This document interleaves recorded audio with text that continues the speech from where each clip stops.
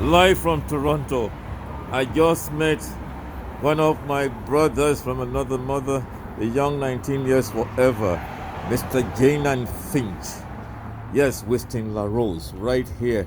And we're supposed to take our comfortable limousine.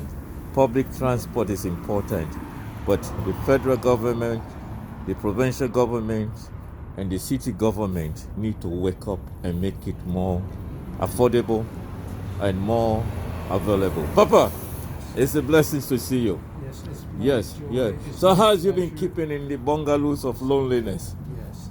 during this corona? And to you, Brother Yusuf, for what you have done all these millennia, literally, all the work that we've done together in Toronto, not just in the Toronto George. And I want to commend you highly for the work you've done on the radio and everything else. The leadership that you've shown and demonstrated. I wish you continued health and strength. I wish that you would get to my age someday. Yes. And will still be battling and fighting the causes that you so tenaciously want. Let's put it on the record here. Let me jump in here. Apart from being 19 years forever, Yes. tell us your birthday and how young you are. Yes, I was born in 1937 on October the 10th. So I just completed my 80th birthday last October. And I'm coming up to my 85th birthday on October 10th, 2022. So I hope I can live at least with another 15 or so years. So I think that I'd like to reach out 100. I'm looking forward to moments like that to share with you and all my young compatriots who are connected. A real African, born outside of Africa, but true African, more than those of us who call ourselves continental Africans, who are still drunk in assimilation. Papa, coronavirus, loneliness, and what is happening in our world. What's your take? Yes, well, I don't think that the challenges of the government are going to less than the ones that we fought, because many of them are quite naive about the reality of the systemic problems that people of African descent endure. It's a historical one that goes back many centuries, and it's not with Africa becoming the strong foundation base it is now, leading in many areas technologically, and soon enough in the fields of production and manufacturing and shipping, and Africa will be leading the way.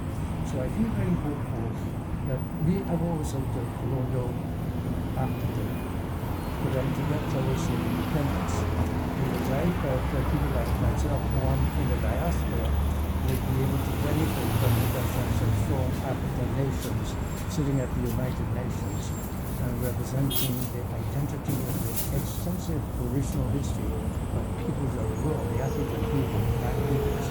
So I'm very hopeful that the younger generation will be sustained by this.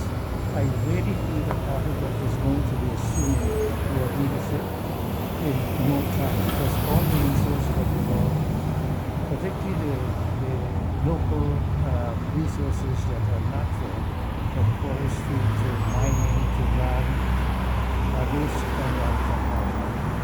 And I feel that that's where I see a lot of strong leadership coming from there. I just wish that they will move a little bit more rapidly into the aeronautics and the digital world. And I see it happening, but I would love to see it. It might come from a whole place of South Africa, I think. But Nigeria is certainly leading the continent in many things at the moment, and Ghana is right up there in terms of quality of leadership. And I think that we're going to see a different world in a mere 10 years. Yes, I agree with you. Afrobeat has set the agenda, but I always say age is but a number because your dynamism and your action is so wonderful. When I see you, my mind reflects to Brother Charles Roach late, Brother Dudley Laws late, and most recently now Brother Owen Leach that is just passed. When I see you and the collective and others that I cannot name, because now I reflect to people like you and Honorable Jean Augustine. Now, moving forward, you spoke about technology, our involvement, but more importantly, good faith good faith business undertaking with us, what is the problem?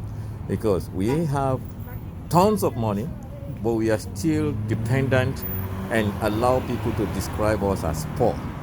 How important is Africans investing in the Caribbean and Africa and getting into businesses in good faith so that we stop relying on our tormentors' foreign investments? But you see, I see a different kind of world. Actually, in this new decade started in 2020, what I've seen is a strong AU, African Union. I've watched many of the international, I'm saying international, but they're in the same continent. They see themselves as one. Of the many nations of Africa coming together and tearing down tariff barriers of all kinds, language barriers. They were all had foisted upon them many European languages, from German to Dutch to French to whatever it is. But what I find is that the Africans have an agenda, and they've been working collaboratively, and I'm saying this not just out of aspiration for them to do this. I'm seeing it happening. I follow it very closely. And when I see the leaders of Africa, and I see the strong military base that they're building in their independent countries, how they're resolving conflicts across their own borders without outside intervention. Even in Mali and Chad, I saw some things happening there, and they asked the French came in, and ultimately they asked them to leave. So I think that we're going to see within the decade a very powerful force, not only at the United Nations, but acting in an integrated economic way, as well as acting in a concerted way to ensure that there's no more divisiveness among themselves and no interventions coming from the external. That I feel will be the salvation for the world, actually, because Africa will then be able to argue with the same strength of economic power. The resources are nowhere else. Yes. From gold, diamond, bauxite, water, everything. We don't want to miss the next limousine. The last was not easy. I would have wanted us to go diving into the Canadian politics. But quick, two things. Coronavirus vaccination, because you are an experienced professional medical personnel that have worked in the Caribbean, in the UK, and in Canada. The treatment, the naysayers.